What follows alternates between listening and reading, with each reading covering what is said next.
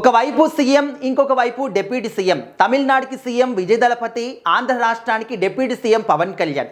వీళ్ళిద్దరి సక్సెస్ వెనకాల ఉన్నటువంటి వ్యక్తి ఆర్బీ చౌదరి గారి గురించి ఎంతమందికి తెలుసు? సో ప్రజెంట్ ఆయన గురించి చాలా మంది కూడా మాట్లాడుతున్నారు. రీసెంట్గానే గుజరాత్లో జరిగినటువంటి ఒక రోడ్డు ప్రమాదంలో ఆయన చనిపోవడం జరిగింది. సో మరి ఆయన గురించి చాలా మంది కూడా మాట్లాడుతూ ఉంటే, ఒకవైపు సీఎం, తమిళనాడు సీఎం మన విజయ్ దళపతి గారు, ఆంధ్ర రాష్ట్రానికి డిప్యూటీ సీఎం పవన్ కళ్యాణ్ గారు, వీళ్ళ యొక్క సినిమా రంగంలో సినిమా కెరీర్ని ఒక పీక్ స్టేజ్కి తీసుకెళ్ళినటువంటి వ్యక్తి ఆర్బీ చౌదరి గారు అంటూ చాలా మందికి తెలియదన్నమాట. అయితే మన పవన్ కళ్యాణ్ గారి కెరీర్లో బిగ్గెస్ట్ సినిమా అండ్ ఆయన కెరీర్ని ఒక టర్న్ అంటే యూటర్న్ తీసుకొచ్చి పీక్ స్థాయిలో నిలబెట్టినటువంటి సినిమా ఏదైనా ఉందంటే ఒక క్లీన్ లవ్ స్టోరీ సినిమా సుస్వాగతం. సో మరి ఈ సినిమాని నిర్మించింది ఆర్బీ చౌదరి గారు. సో మరి ఆయన యొక్క సారథ్యంలో పవన్ కళ్యాణ్ గారు సుస్వాగతం సినిమా చేసి ఒక సూపర్ డూపర్ హిట్గా అందుకున్నారనమాట. సో అదేవిధంగా విజయ్ దళపతి గారి కెరీర్లో కూడా ఇక్కడ పవన్ కళ్యాణ్ గారికి సుస్వాగతం సినిమాతోని హిట్ అందించారు. కానీ విజయ్ గారికి మాత్రం ఒక సినిమా, రెండు సినిమాలు కాదు, దాదాపుగా 10-15 చాలా సినిమాల్ని కూడా ఆర్బీ చౌదరి గారు నిర్మించారన్నమాట. సో మరి విజయ్ గారి సినిమాల్లో కూడా ఒక తన కెరీర్ని మలుపు తిప్పినటువంటి సినిమా ఏదైనా ఉందంటే జిల్లా సినిమా. సో ఆ జిల్లా సినిమాని కూడా నిర్మించింది ఆర్బీ చౌదరి గారే.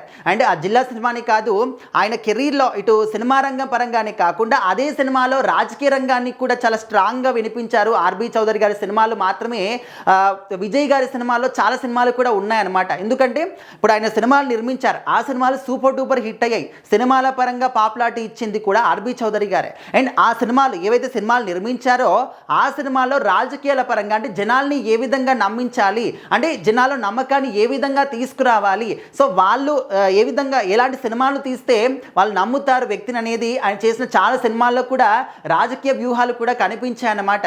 సో ఆ విధంగా ఎట్ ది సేమ్ టైం ఒక్క దెబ్బకి రెండు పీటలు అన్నట్టు ఒకే సినిమాతోని సినిమా popularity, at the same time రాజకీయాల పరంగా కూడా పాపులారిటీ అనేది విజయ్ గారికి వచ్చింది. సో ఆ విధంగా అటు విజయ్ గారికి, ఇటు పవన్ కళ్యాణ్ గారి సక్సెస్ వెనకాల ఆర్బీ చౌదరి గారు అంటే గొప్ప సపోర్ట్ని అందించారనమాట. వాళ్ళ సక్సెస్ వెనకాల ఉన్నటువంటి వ్యక్తి ఆర్బీ చౌదరి గారు. అండ్ అదేవిధంగా ఆయన కొడుకు జీవా కూడా సినిమా రంగంలోకి వచ్చాడనమాట. ఆయన కూడా యాక్టింగ్ అంటే చాలా ఇంట్రెస్ట్.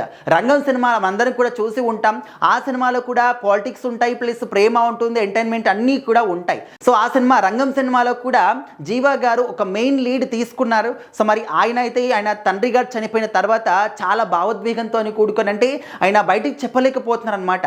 అండ్ విజయ్ గారికి కూడా సినిమా రంగం నుంచి ఏకగ్రీవంగా మా సపోర్ట్ ఖచ్చితంగా ఉంటుంది అంటూ స్టార్టింగ్ నుంచి బహిరంగంగా కూడా జీవా గారు ఆయన సపోర్ట్ విజయ్ గారికి తెలియజేశారనమాట.